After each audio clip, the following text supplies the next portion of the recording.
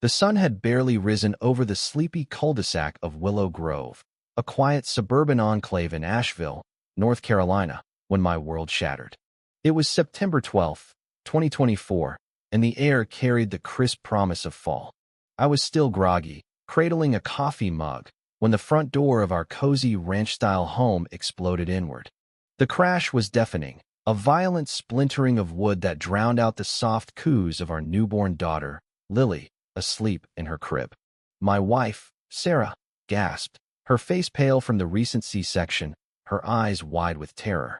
Before I could process the noise, a woman's voice, sharp, smug, and dripping with authority, cut through the chaos. "Child Protective Services. We have a warrant. Stay where you are." It was Margaret Hale, the iron-fisted president of the Willow Grove Homeowners Association, standing in our doorway like a vengeful queen. Her auburn hair was pinned in a severe bun, her tailored blazer screaming power. Behind her loomed 3 hulking men in knockoff tactical gear, their faces hidden behind dark visors, looking more like weekend warriors than professionals. One clutched a gurney, its metal legs clanking ominously.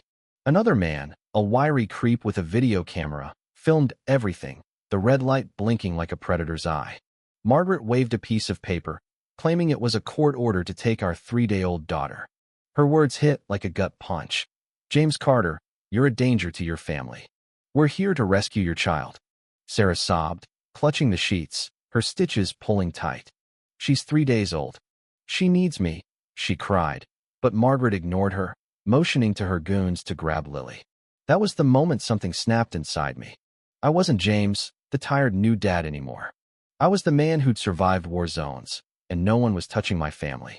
I stepped between the crib and the intruders, my voice low and lethal. "Get away from her." Margaret laughed, a cold, mocking sound. "Don't listen to him.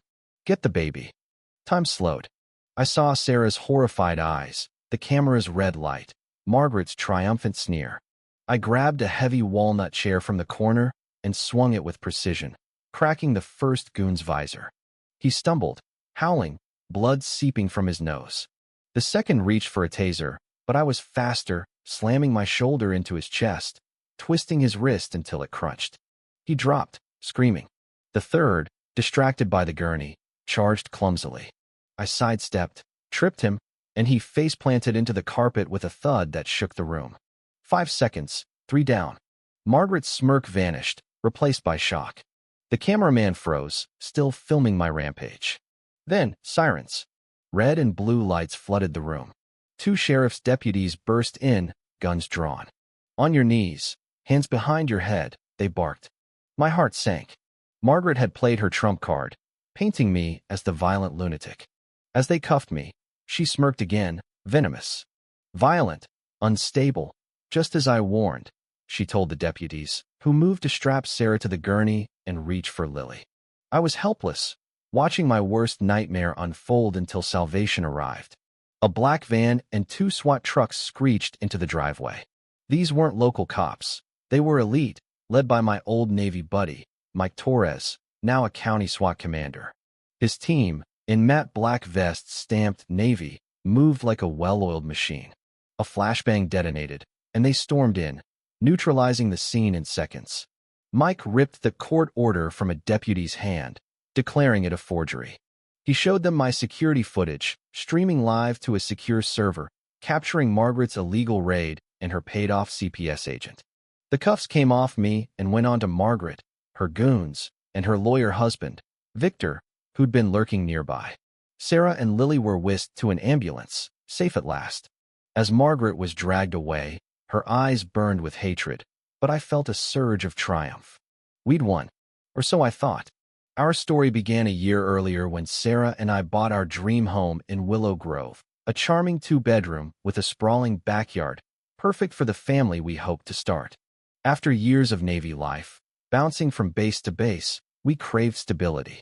The first weeks were idyllic, painting rooms, planting roses, meeting neighbors like Walter, a retired electrician with a knack for storytelling. He warned us about Margaret, the HOA tyrant who ruled with an iron grip, finding people for everything from mailbox colors to grass height. I brushed it off, thinking I'd handled worse in the military. How bad could she be? Bad. It started with a fine for a ceramic turtle Sarah's mom gave us, deemed an unapproved lawn ornament.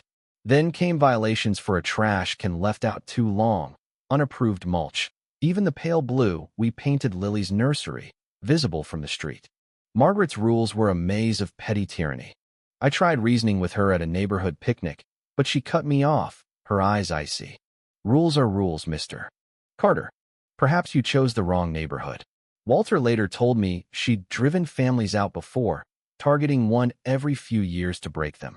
We were her new obsession. When Sarah got pregnant, the harassment intensified. Margaret's fines and notices piled up, spiking Sarah's blood pressure. Her doctor warned of early labor. Then a slick developer, backed by Margaret's husband, offered to buy our house for pennies. I refused, spotting Margaret watching from her window. The next day, 3 new violations arrived, including one for a pre-existing driveway crack. Furious, I confronted her at her mansion. She played innocent, her smile chilling. "You're in the wrong neighborhood, Mr. Carter," she taunted. I realized this wasn't just about rules, it was about forcing us out for her husband's condo project. I fought back on my terms. I documented every violation, timestamped photos, and installed high-def cameras streaming to a secure cloud, a trick from my Navy days. Walter became my informant, sharing gossip about Margaret's meetings with developers. As Sarah's due date neared, the stress was crushing, but Lily's birth brought a fleeting peace. Those hospital days were a sanctuary until we returned home, and Margaret's rage shattered our fragile calm. Even after her arrest, Margaret slipped through. Her husband's law firm posted a massive bond, and the DA, in her pocket, stalled. Then came the media onslaught. A local blog smeared me as a deranged veteran and Sarah as an unfit mother, twisting my service and her postpartum fatigue into lies. Our names were dragged online, strangers spewing hate. Sarah, shaking, begged to sell and flee. But running meant letting Margaret win, teaching Lily to cower before bullies. I couldn't accept that. Late one night, I visited Walter. He poured whiskey and revealed his own tragedy. His son, Daniel, had built a landscaping business, only to be ruined by Margaret's fines and withheld payments. Daniel took his life, naming her in his note. Walter handed me a worn ledger, Margaret's father's record of decades of extortion and blackmail, including a hush payment covering up a hit-and-run by the DA's father. It explained everything: Margaret's untouchability, the DA's inaction. Our plan to expose her locally was a trap. She owned the system. I called an old Navy contact, Ghost, a digital warfare expert. He and his team uncovered Margaret's embezzlement of HOA funds, her husband's money laundering condo scheme, and a blackmail folder holding the city hostage. We scrapped our local plan, aiming for the FBI. To keep Margaret in place, I baited her with a fake surrender, offering to sell our house and apologize publicly. Her ego couldn't resist. At the HOA hall, under the guise of signing papers, I wore a wire. She bragged about her crimes: blackmail, money laundering, even Daniel's death. As she gloated, FBI agents stormed in, cuffing her and Victor. The ledger and our evidence dismantled their empire. 6 months later, on March 12, 2025, I'm on our porch swing, rocking Lily. Margaret and Victor are in prison, their case a federal juggernaut. The DA resigned, and the HOA was dissolved. Neighbors, freed from Margaret's grip, built a community garden, a bench honoring Daniel and her victims. Sarah's smile is back, her therapy healing old wounds. Our home is ours, the air peaceful. But Margaret's final, hateful glare haunts me. Is it truly over? I fought with fists, cameras, and secrets, burning down a corrupt world to protect my family. Peace isn't found, it's built, sometimes on ashes. What would you have done in my shoes? Would you have fought or fled? Is justice worth the cost when the system protects the guilty? Drop your thoughts below, hit like, and subscribe for more real-life battles. Let's talk. How far would you go to defend your own?